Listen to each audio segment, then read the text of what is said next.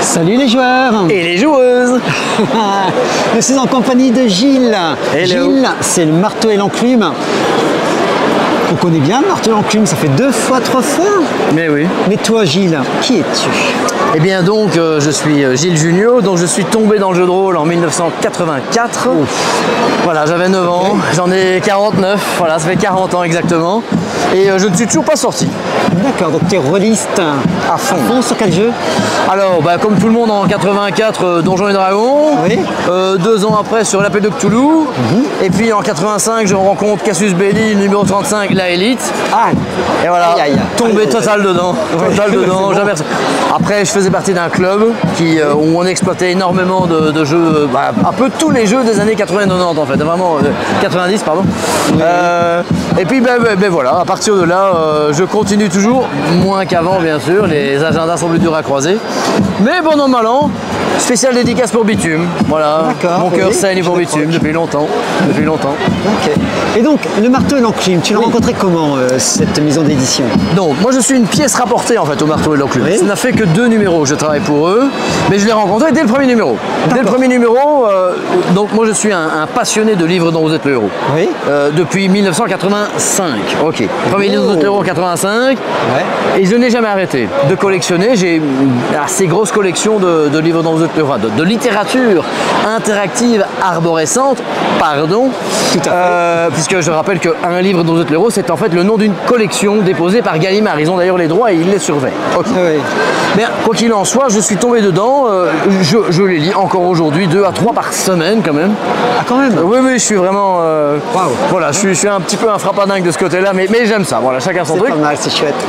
Et donc, forcément, je connaissais le marteau et l'enclume, et lorsque Benjamin Berger, qui est le rédacteur en chef, qui est c'est son bébé, le marteau et l'enclume, Oui, tout à fait. Oui. lorsqu'il a demandé un petit peu à certains de pouvoir, je sais pas, faire des chroniques, donner un coup de main, ça me semblait tellement naturel que je voulais proposer mes petits et humbles services. Et puis voilà, ça s'est bien passé. Et donc on est parti. Oui. J'ai d'ailleurs une exclusivité, un scoop. Ah, ça j'aime bien les scoops. La thématique du numéro 12 qui sortira dans les mois qui suivent. Oui. Et bien voilà, c'est officiel. Et Benjamin m'a donné l'autorisation. Je peux la révéler. On va travailler sur la mythologie. Oh, Donc la mythologie dans les livres dont vous êtes le héros, dans les gamebooks, de toutes sortes, que ce soit les chroniques crétoises, les Cyclades, toutes sortes, de tous éditeurs, de toute époque, qu'importe. La mythologie au travers de cette littérature très particulière. Très bien, Voilà. ça alléchant ça. Je vois que tu as un très beau numéro avec Livingstone. Ah ben voilà, donc ça c'est un petit peu le numéro que j'ai amené un peu de manière un peu spéciale aujourd'hui, Bien puisque sûr. nous sommes à Trolls et Légendes, hein, ça ne vous aura pas échappé, je pense que l'environnement sonore le rappelle. Et donc Sir Ian Livingstone est présent, et donc j'ai eu la chance de le rencontrer là ce matin, de faire bien sûr des dédicaces évidemment, et de lui montrer voilà, le marteau et l'enclume. Donc ce numéro-ci, qui est un numéro qui est déjà un petit peu ancien, c'est le numéro 7. Mais c'était un numéro spécial, voilà, consacré aux défis fantastiques.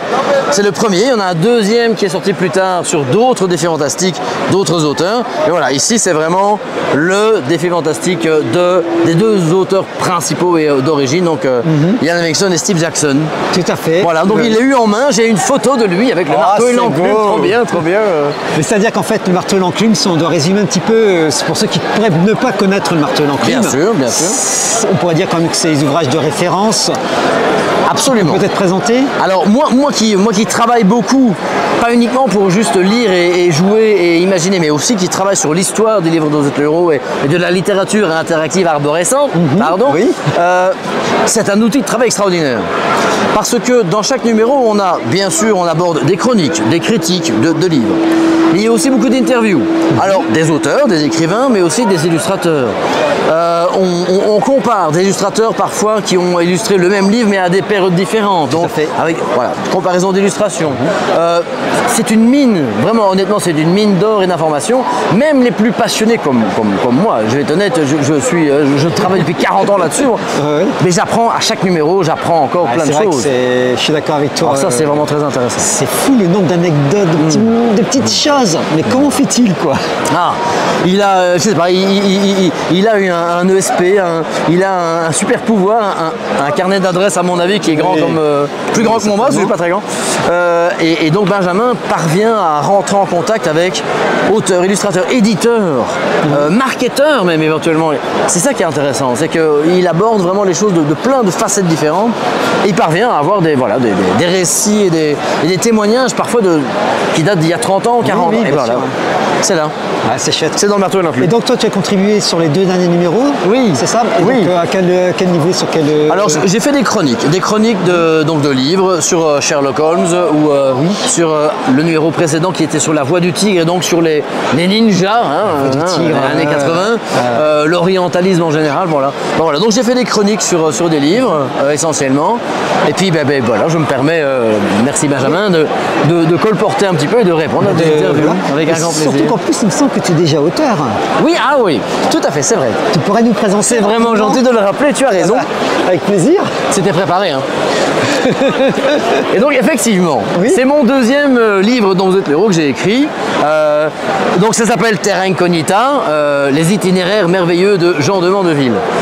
Alors en fait, il existe en France un forum qui s'appelle donc Rendez-vous 1 et La Taverne des Aventuriers. Ce sont 2 grands forums principaux et qui sont tous les 2 liés à un autre site, literaction.fr. Ok. Et literaction.fr est en fait une espèce d'aventurothèque.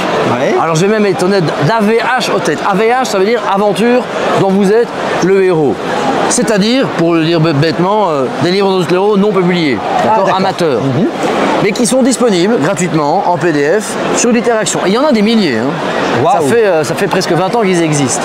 D'accord. Ils organisent des concours littéraires pour la gloire et pour l'honneur. Et pour une jolie coupe quand même. Il y a quand même une jolie coupe. Et voilà. Et cette année-ci, j'ai eu l'immense chance de recevoir le Yastromo de bronze.